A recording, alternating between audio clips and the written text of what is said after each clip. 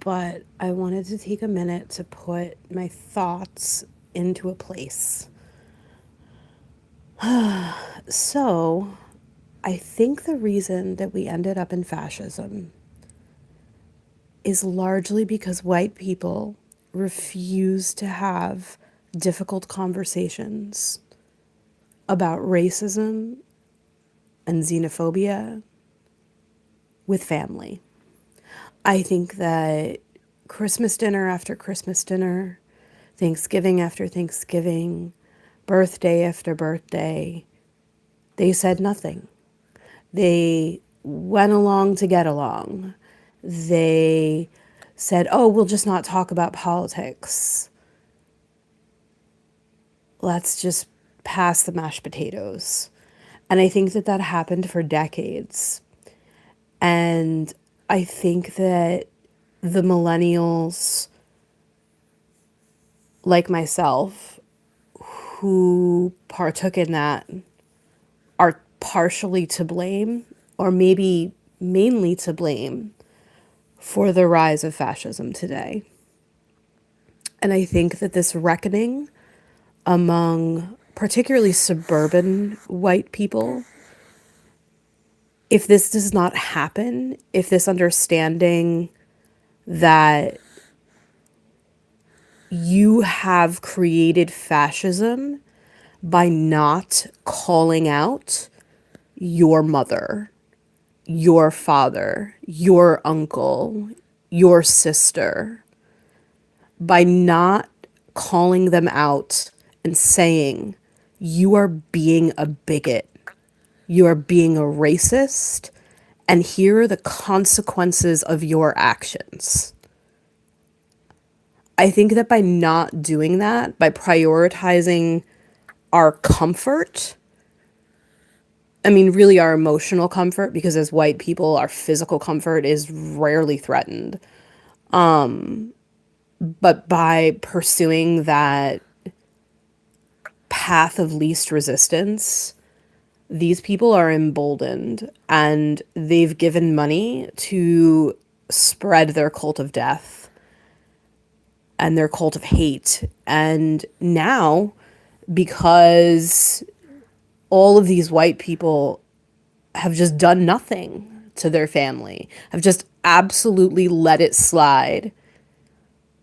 We have concentration camps, we have a Gestapo, and I think if we cannot wake up, and by we I mean these white suburban people, and I really want to call in the white suburban women. I really want to talk to them. I am one of those now. And I want to talk to people like me about that. And I know that it's very difficult to make a choice to say, I'm setting a boundary that my children will not be raised around fascist bigots. That's going to make a lot of people hate you. And we have been programmed and socialized as white girls and then later white women that the most important thing in the entire universe is that people like you and that people don't think of you as a problem or a troublemaker. I think that that's such a early message that it's literally ingrained into our nervous systems. And I think that the fact that we have not contended with that and battled against that truly is a cowardice that must be confronted. I don't know where we go. You know, I am an anthropologist. I have spent years as an educator. I have been calling this fascism for a decade, for over a decade. And people like me who did that were told that we were overreacting, that we were reactionary, that we were too emotional, that we were extreme. And we were right. I don't know what to do, you know. It's so interesting. I was curious to see if anyone would even come into the chat. You know, yeah, it's trolls. It's interesting when people say you should move then. I don't know if you understand, if you have family or if you have children and you understand what that would take. You're looking at my ceiling because I have nowhere else to record. And you're looking at my ceiling because I'm not comfortable. I don't feel safe on the internet showing my face. And the reason why is because I have children and because I have been doxxed by fascists. In fact, it altered the entirety of my life.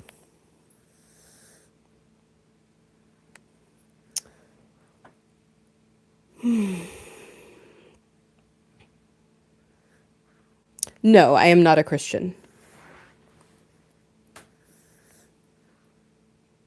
I don't even know what that means. Teachers are the easiest to brain. I literally don't know what that means. I'm sorry. Maybe you need to work on your syntax. Yeah. So that's my theory. And I think that if white people don't start cutting off their families and giving serious social repercussions to fascists and bigots around them, this is going to get worse for sure. And so hyperlocal groups of solidarity are truly the only way forward. Yeah.